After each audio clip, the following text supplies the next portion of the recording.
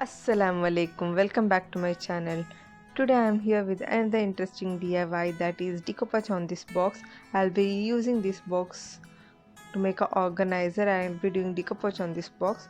So before starting the video, do consider subscribing and watch the full video and show some love. Now let's get started with the video. First of all, paint this box with white acrylic color or gesso.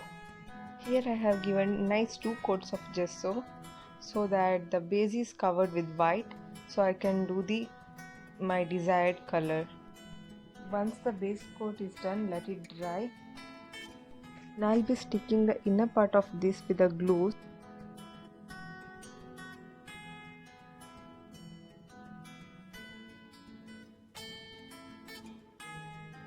Do the same with the top of the box.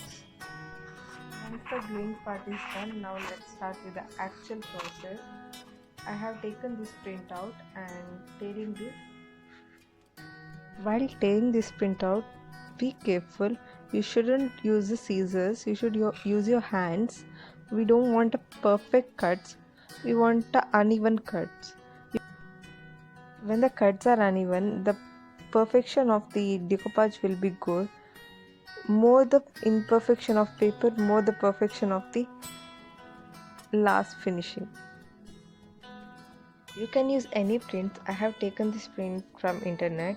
You can even use gift wrappers or a napkin papers or rice papers and some printouts also. It's totally up to you. Once the cutting part is done, decide the place where you want to stick it. Now smoothen the paper with water. We need a thin paper, so we are using water to smoothen the paper and make it very thin. Now it's time to stick this paper. Here I am using homemade Mod Podge glue. This homemade Mod Podge glue is made with 1 spoon of water and 2 spoon of glue. Have mixed it very well. Now first you have to give a coat of this Mod Podge glue and then stick the paper. Apply it very smoothly so that no bubbles are there. Once the placing is done, now apply glue on top of the paper. On the top of the paper you should apply Mod Podge glue, not only glue. You can even use homemade Mod Podge glue or itsy bitsy Mod Podge glue and Fevicryl Mod Podge glue. You can use any Mod Podge glue. Now do the same with another printout. Here I have taken another print.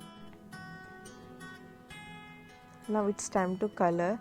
Once this is dried well, I'll be coloring with the same color. I'll be using homemade chalk color. For making this color, I have used 1 tablespoon of putty, that's white putty, and mixed it with the dark green color, a bit of white color, and drop of dark blue, navy blue color. In decoupage, the main thing of coloring is you shouldn't go for any unmatchable color or totally contrasting color. You should go for something which is inside that print.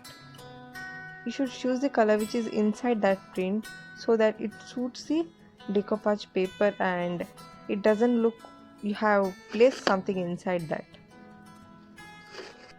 While coloring, use a dabber or sponge so that the brush stroke doesn't look and your finishing is good. I'll be coloring whole box with same color. Now with this box you can see that side. You can cover that with the papers or tissue papers. Before applying gesso, take a tissue paper or newspaper, add a glue and cover it so that you get the even finishing. By doing that you will get a stronger base and you are good to go with the next step. Once the painting is done, I'll be taking this peach color, take some water in a brush and dip the color in water and give some sparks to that box.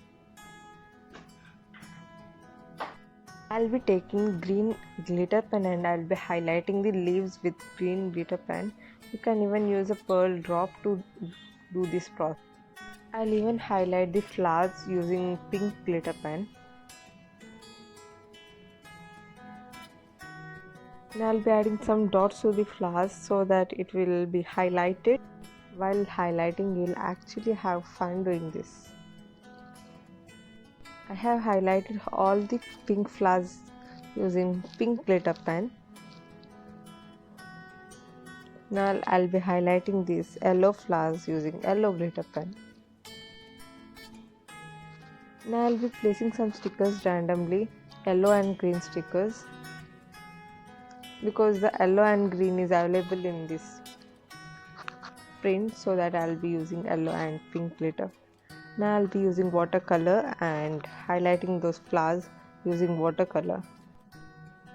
Here I have used yellow watercolor so that flowers look enhanced.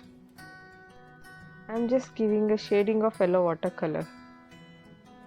Once the watercoloring is done, now it's time to apply varnish. Varnish is a very important step while doing any art, because if you doesn't want your artwork to peel off or to make it dust proof and waterproof, varnish is an important step. If you don't have varnish, simply apply a glue and water mixture to your art piece and you are done.